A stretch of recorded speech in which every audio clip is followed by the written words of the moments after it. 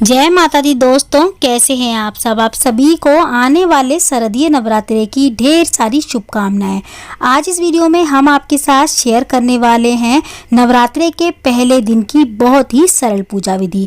नवरात्रे के पहले दिन हमें पूजा कैसे करनी है, चौकी कैसे लगानी है, कलश की स्थापना हमें माता के किस तरफ करनी चाहिए, ज्वारों की स्थापना हमें माता के किस तरफ करनी चाहिए, अखंड जोत हमें कौन सी और किस तरफ माता के जो है ना जलानी चाहिए, संपूर्ण विधि इसी एक वीडियो में आपके साथ शेयर करेंगे। यहाँ पे देखिए मैं चौकी लगा रही हूँ। चौकी, आपको एक चौकी चाहिए। चौकी जब हम माता की स्थापना करते हैं ना, तो हमें चौकी जमीन पे ही लगानी चाहिए। अगर आपके घर में छोटे बच्चे हैं तो आप कोई टेबल ले लें ऊंची सी, उसके ऊपर भी चौकी लगा सकते हैं। लेकिन हमें ध्यान रखना है, चौकी लगाते हैं तो हमें माता की चौकी के पास ही सोना चाहिए। ठीक है, इस चीज़ का हमें ध्यान रखना है। ऐसा नहीं कि हम बेड पे सो रहे हैं और माता रानी को हमने नीचे विराजमान कर रखा है। अगर ऊंचाई पे हैं तो आप बेड पे सो सकते हैं। अगर ज़मीन पे हैं, माता रानी की चौकी हमने ज़मीन पे लगाई है, तो हमें भी ज़मीन पे सोना चाहिए पूरे 9 दिन तक।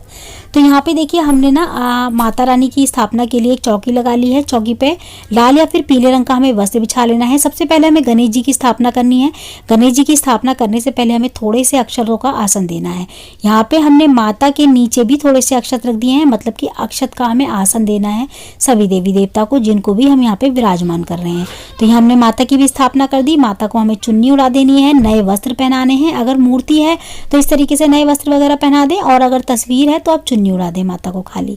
अगर आप चौकी पे जो है ना अपने इष्ट देव, अपने कुल देवी देवता की भी स्थापना करना चाहते हैं तो कर सकते हैं, नहीं करते तो कोई बात नहीं। वैसे कर देनी चाहिए, क्योंकि ये छोटा मोटा त्यौहार नहीं है नवरात्रों का, ये बड़ा त्यौहार होता है। पूरे 9 दिन तक हम अपनी देवी की स्थापना करते हैं, तो साथ में हमें अपने इष्ट देव और कुल देवी की स्थापना भी कर लेनी चाहिए नवरात्रों में। ठीक है, तो यहाँ पे हमने अपने देवी देवताओं की स्थापना कर दी है।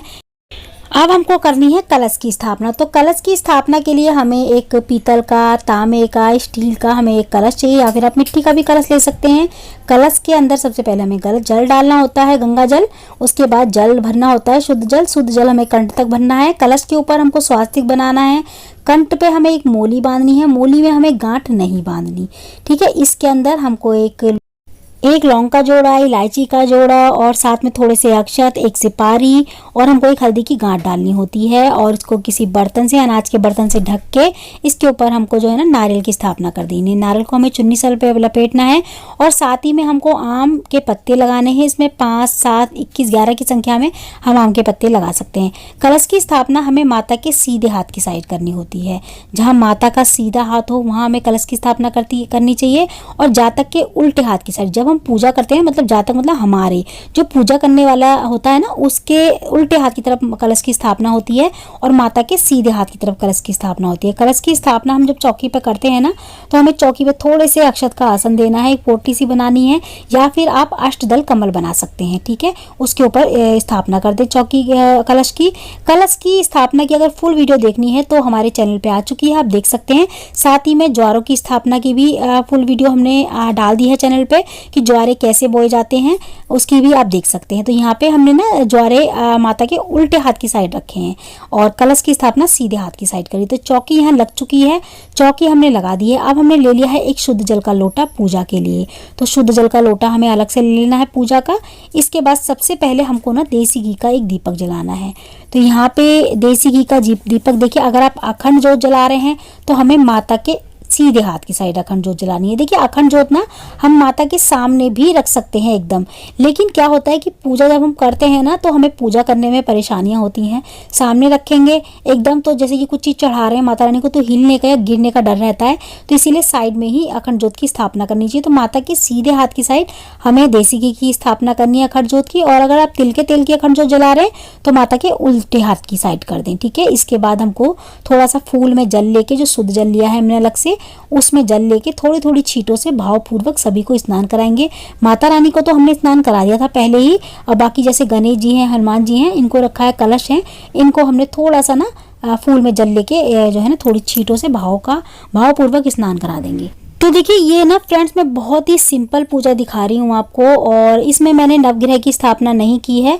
नवग्रह की स्थापना अगर आप करते हैं तो 9 जगह सुपारी ले लें और 9 जगह ही पोटली चावलों की रख के उसके ऊपर जो है ना नवग्रह की स्थापना कर सकते हैं सुपारी के रूप में, या फिर खाली चावल भी रख सकते हैं 9 जगहों पे, ठीक है। उनको नवग्रह के रूप में उनकी पूजा कर सकते हैं। वैसे ना सारे देवी देवता जो है ना हमारे कलश जो हमने रखा है उसमें विराजमान होते हैं, उसमें हमें है ना उसमें ही होते हैं, तो हमें कलश की इसलिए हम पूजा करते हैं, कलश की स्थापना करते हैं। तो यहाँ पे देखिए मैंने जो है ना नवग्रह की स्थापना नहीं की है। तो यहाँ मैंने भावपूर्वक स्नान करा के सभी देवी देवता को, उसके बाद हमने ना वस्त्र रूप कलावा चढ़ाया है। तो यहाँ पे देखिए हम वस्त्र स्वरूप सभी को कलावा चढ़ा देंगे। अगर आप सभी के लिए वस्त्र लेके आए हैं नवरात्रि के पहले दिन, अगर आप सभी को वस्त्र चढ़ा रहे हैं तो आप वस्त्र भी लाके मार्केट से जैसे चुन्नी वगैरह या फिर पट्टे वगैरह आते हैं छोटे छोटे से देवी देवताओं के लिए, वो भी चढ़ा सकते हैं। और माला वगैरह लेके आए तो वो भी चढ़ा सकते हैं। यहाँ पे देखिए मैं माला वगैरह नहीं लाई थी और साथ में वस्त्र भी नहीं लाई थी, माता के लिए लेके आई थी वस्त्र। बाकी मैं वस्त्र के भाव में मतलब कलावा चढ़ा दिया है मैंने सभी को, और कलश के ऊपर भी मैंने कलावा चढ़ा दिया। वैसे मैंने कलश को चुन्नी डाल रखी है लेकिन फिर भी हम कलावा चढ़ा देंगे, ठीक है। यहाँ पे हमने गणेश जी को, सबसे पहले गणेश जी को पूजा करेंगे हम, उसके बाद और बाकी देवी देवता की पूजा करेंगे। तो गणेश जी को कलावा चढ़ा के गणेश जी को हमने टीका कर दिया है। यहाँ हमने गौरी माता भी रखी है, देखिए छोटी सी माता के बगल में आपको गांठ दिखाई दे रही होगी मोली से लपटी हुई, तो वो गौरी माता है। तो गौरी माता की स्थापना भी हमें जरूर करनी है। तो गौरी माता गणेश जी को तिलक करेंगे सबसे पहले, और उसके बाद हम माता को तिलक करेंगे, और फिर बाकी की जो भी देवी देवता की स्थापना अगर हमने की है तो उनको भी हम तिलक कर देंगे। कलश को तिलक करेंगे, और कलश और नारियल को हमें डेली पूजना है। जैसे हम माता की पूजा तिलक आदि वगैरह करेंगे वैसे ही हमें कलश की भी पूजा करनी है डेली, ठीक है। कलश को भी तिलक आदि वगैरह करना है। और यहाँ पे देखिए ज्वारों को हमें डेली जल देना है छींटों के हिसाब से, और ज्वारों पे भी हम थोड़ा थोड़ा सा तिलक करेंगे, ठीक है। वैसे तो हमने तिलक कर रखा है लेकिन ज्वारों को भी हमें पूजना चाहिए, और पूजा करने के तुरंत बाद ही ज्वारों में थोड़ा थोड़ा सा जल जो है ना छिड़क देना चाहिए हमको। पूरे 9 दिन तक ऐसे ही करना है। यहाँ पे मेरी दूसरी भी माता रानी थी छोटी सी, तो मैंने उनको भी यहाँ पे स्थापित कर लिया है। उनको मैं लौंग के जोड़े की माला पहनाती हूँ। तो सबसे पहले जो मेरे घर में आई थी ना वो यही छोटी सी माता थी जो मैंने पीतल की लेके आई थी, धातु की मतलब लेके आई थी। बाद में मैं ये तो अभी लेके आई हूँ जो हमारी जो माता रानी रखी है ना मार्बल की, ये माता रानी मैं अभी लेके आई हूँ, मतलब 2 साल ही हुए हैं इनको, लेकिन ये हमारी बहुत पुरानी माता रानी है। तो इनको मैं लौंग के जोड़े की माला चढ़ाती हूँ हर साल। तो मैं हर साल नई नहीं बनाती, लेकिन ना जैसे कि मैंने बना के रख ली है, हर साल इनको चढ़ा के फिर सेफ जगह पे लाल कपड़े में बांध के रख देती हूँ। फिर नवरात्रि आते हैं तो फिर दोबारा से इनको चढ़ा देती हूँ लौंग की माला। तो मैंने इनको लौंग की माला चढ़ा दी है। और अब हम सबसे पहले गणेश जी को जो है ना तिलक आदि वगैरह हमने कर लिया है। सबसे पहले गणेश जी को हम फूल चढ़ाएंगे, उसके बाद गौरी माता को फूल चढ़ाएंगे, सभी देवी देवता को हम एक एक करके फूल चढ़ा देंगे। देखिए अगर आप ना किसी देवी देवता की स्थापना नहीं करते हैं चौकी पे नवरात्रों में, तो आप कम से कम गणेश जी की और माता रानी की तो हम करेंगे ही नवरात्रों में, लेकिन गणेश जी के साथ में हमें जरूर करनी चाहिए। बाकी की आप देखिए करें ना करें वो आपकी इच्छा है, लेकिन माता रानी के साथ साथ हमें गणेश जी की भी स्थापना जरूर करनी चाहिए। तो अगर आप इष्ट देव वगैरह नहीं रखते अपने चौकी पे, उनको मंदिर में ही विराजमान रखते हैं, तो फिर आप गणेश जी साथ में रख लें। तो यहाँ पे देखिए हमने सभी को जो है ना हम फूल चढ़ा देंगे। फूल आपको जो भी मिल जाए, लाल गुलाब का फूल अगर मिले तो माता रानी को, माता गौरी को जरूर चढ़ाएं। जो हमने हल्दी की गांठ की जो माता गौरी बना रखी है ना, उनको लाल गुलाब का फूल जरूर। यहाँ पे देखिए हम माता रानी को फूलों की माला चढ़ा देंगे। अगर आप सभी के लिए गणेश जी के लिए भी फूलों की माला लेके आए हैं और कलश के ऊपर भी चढ़ाने के लिए फूलों की माला लेके आए हैं तो आप सभी को चढ़ा दें, वरना आप एक माला माता को पहले दिन तो कम से कम जरूर चढ़ानी चाहिए। देखिए पहले दिन और लास्ट के दिन हमें माला जरूर चढ़ानी चाहिए, बाकी फूल आदि वगैरह हमें डेली चढ़ानी चाहिए। माला आप चढ़ाएं या ना चढ़ाएं, ठीक है, पहले दिन तो कम से कम हमें चढ़ानी चाहिए, ठीक है। यहाँ पे हम ना भोग में बतासों का भोग लगाएंगे सबसे पहले गणेश जी को। तो यहाँ पे हम ना भोग लगा दिया हमने गणेश जी को। इसके बाद हम देखिए बाकी के सभी को जो भी हमने भोग में हम लेके आए हैं पहले दिन जो चढ़ाने वाले हैं, वो सभी चीज़ें एक एक करके हम सभी को चढ़ा देंगे। यहाँ देखिए पहले दिन कम से कम पंचमेवे का भोग हमें जरूर लगाना चाहिए, पहले दिन या फिर लास्ट के दिन। तो हम पहले दिन चढ़ा देते हैं पंचमेवे। पंचमेवे पे आप कुछ भी ले सकते हैं, गोला, बादाम, और साथ में मतलब कि जो छुआरे होते हैं वो भी रख सकते हैं, पिस्ता भी रख सकते हैं। मतलब 5 चीज़ें आप कर लें और थोड़ी थोड़ी करें, ज़्यादा ना सही, लेकिन थोड़ी थोड़ी पंचमेवे पहले दिन जरूर चढ़ाएं थोड़े से, ठीक है।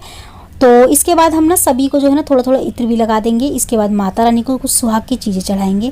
आप जितनी भी सुहाग की चीज़ें लेके आए हैं, 5 या फिर 7 या फिर 16 की संख्या में, पूरे 16 श्रृंगार भी अगर माता रानी को चढ़ा रहे हैं तो माता रानी को चढ़ाने के बाद उसके बाद वहीं पर माता रानी के पास रखते हैं, ठीक है। पूरे 9 दिन तक ये रखे रहने देंगे, 9 दिन बाद ही हमें इसको दान करना है। मंदिर में, या फिर किसी को भी आप जिसको भी दान करते हैं उनको कर सकते हैं। तो आप पहले दिन या फिर लास्ट वाले दिन जरूर चढ़ाएं। अगर आपने पहले दिन नहीं चढ़ाए सुहाग की सामग्री तो लास्ट जो नवरात्रा होता है उस दिन चढ़ा दें, और नहीं तो पहले दिन आप चढ़ा सकते हैं। देखिए हम तो पहले दिन ही चढ़ा देते हैं, ठीक है। इसके बाद फल का भोग लगाएंगे हम। तो जो भी भोग सामग्री में हमने लिया है, इकट्ठा किया है, वो हम पहले दिन चढ़ा देंगे। और देखिए सबसे जो ज़रूरी होता है ना, वो होता है माता रानी को पहले दिन पान का भोग। तो पान का भोग भी हमको जरूर लगाना चाहिए। एक पान का पत्ता लेके आए, उसको अच्छे से धो लें, उसके ऊपर एक बतासा और एक सुपारी और एक लौंग का जोड़ा, एक इलायची का जोड़ा, ये चीज़ें रख के माता रानी को जरूर चढ़ाएं। देखिए इस पान को ना, जैसे कि अभी तो हमने चढ़ा दिया है, इसके बाद जब हम छोटा सा हवन करते हैं ना, नवरात्रों में हवन भी किया जाता है, लौंग और बतासे का जोड़ा नवरात्रों में माता रानी को भोग लगा के चढ़ाया जाता है। तो उसमें ही हमें इसको लास्ट में डाल देना है हवन में, मतलब माता रानी को भोग लग जाएगा हवन सामग्री में। तो यहाँ पे मैंने हवन भी जो है ना तैयारी कर ली है। हवन की कंडा मैंने जला के रख लिया है गाय का गोबर का। अब मैं यहाँ पे पूजा वगैरह भोग आदि वगैरह लगाने के बाद हमें छोटा सा हवन करना होता है। देखिए अगर हमने ना जो है ना पूजा की है, मतलब कि देखिए वैसे तो अग्नि जो है ना अपने आप जल जाती है, हमें जलाने की जरूरत नहीं है। हम थोड़ा सा देसी घी डालेंगे ना तो और कपूर रख देंगे, अपने आप अग्नि पकड़ लेती है अग्यारी। लेकिन अभी अग्यारी ना हमारी पूरी जल गई थी, मतलब पूरी तरह से कच्ची नहीं थी बिल्कुल भी, तो इसीलिए हमको थोड़ा सा ना माचिस की तिली लगानी पड़ी, वरना ये अपने आप जल जाती है, ठीक है। तो यहाँ पे ना हम सबसे पहले कपूर रख के 5 आहुति देंगे देसी घी की। जैसे कि गौरी माता की हो गई, सबसे पहले हमें गणेश जी की आहुति देनी है, फिर गौरी माता की आहुति देनी है, मतलब उनके नाम का भोग लगा रहे हैं हम देसी घी का। तो हम सबसे पहले गणेश जी की हो गई, फिर गौरी माता की हो गई, फिर नवग्रह की हो गई, फिर अपने इष्ट देव की हो गई, फिर माता रानी की हो गई, ठीक है। तो यहाँ पे हम सभी का 5 जगह पे भोग लगा लेंगे। देसी घी की सबसे पहले आहुति हमें देसी घी की देनी होती है, ठीक है, सभी के नाम की। उसके बाद हमने जो जैसे कि लौंग बतासे का भोग है ना, वो चढ़ाना होता है। तो यहाँ पे मैं 5 आहुति ना देसी घी की दे रही हूँ। तो यहाँ मैंने दे दी सभी के नाम की 5 आहुति देसी घी की। इसके बाद देखिए लौंग बतासे का जितने भी आपके घर में मेंबर हो ना, 2, 4, 5, सभी के हाथ से आप चाहें तो चढ़वा सकते हैं। अगर सभी का व्रत है तो जरूर चढ़वाएं सभी के हाथ से एक लौंग बतासे का जोड़ा। और अगर जिनका व्रत है तो उनको तो चढ़ाना ही चाहिए, लेकिन जिनका व्रत नहीं है वैसे पहले दिन तो आप सभी से चढ़वाएं, सभी का हाथ लगवा के एक लौंग बतासे का जोड़ा चढ़वा दें माता रानी को। तो यहाँ पे माता रानी को सबसे पहले हम माता रानी के नज़दीक ले जाएंगे, उनको भोग लगाएंगे, उसके बाद अग्यारी में डाल देंगे। तो यहाँ लौंग और बतासे का हमने भोग लगा दिया, ठीक है। इसके बाद हम देसी घी का आचमन कर देंगे। इसका मतलब होता है कि जैसे कि हमने बतासे का भोग जो लगाया है ना, देसी घी का आचमन कर देंगे एक बार। इससे क्या होगा, हम जल भी हमने ना पिला दिया है माता रानी को भोग के साथ साथ। अब यहाँ पे मैंने दूसरा भी ले लिया है। दूसरा हम अपनी कुल देवी के नाम का, जैसे जिसके हाथ से भी आप डलवाना चाहते हैं डलवा सकते हैं घर में, नहीं तो आप अकेले भी इसको कर सकते हैं, अपने बच्चों का हाथ भी लगवा सकते हैं पूजा में। यहाँ पे देखिए हमारा हवन हो गया। अब बहुत सारे लोग सोचते हैं कि हवन करते समय हमें मंत्र ना मैं कमेंट बॉक्स में डाल दूंगी, लिख दूंगी और पिन कर दूंगी, आप देख लेना। जिनको जानना है कि हवन करते समय कौन कौन से मंत्र बोलने चाहिए, कौन सा मंत्र बोलना चाहिए। देखिए अगर आप कोई मंत्र नहीं बोलना चाहते तो खाली जय माता दी या फिर माता रानी भोग लगाओ, इस तरीके से भी बोल सकते हैं। क्योंकि मंत्रों में अगर जरा सी भी गलती होती है ना तो उसका हमें फल नहीं मिलता, पूजा में कमी रह जाती है। तो इसीलिए मंत्र अगर आपको ठीक से बोलने आए तभी बोलिए, वरना आप सीधा बोल सकते हैं माता रानी भोग लगाओ, माता रानी भोग लगाओ, ठीक है, इस तरीके से ही बोल सकते हैं। नहीं तो मैं मंत्र आपको लिख के दूंगी, कमेंट बॉक्स में आप देख लेना, मैं पिन कर दूंगी, आप देख लेना। वहाँ पे मंत्र में जितने भी मंत्र इसमें बोले जाते हैं हवन सामग्री में, वो सारे मंत्र में एक एक करके लिख के दे दूंगी, ठीक है। और फ्रेंड्स इसके बाद हम आरती वगैरह कर लेते हैं। आरती हमें माता रानी की करनी है, गणेश जी की करनी है, आप चाहें तो 5 आरती भी कर सकते हैं।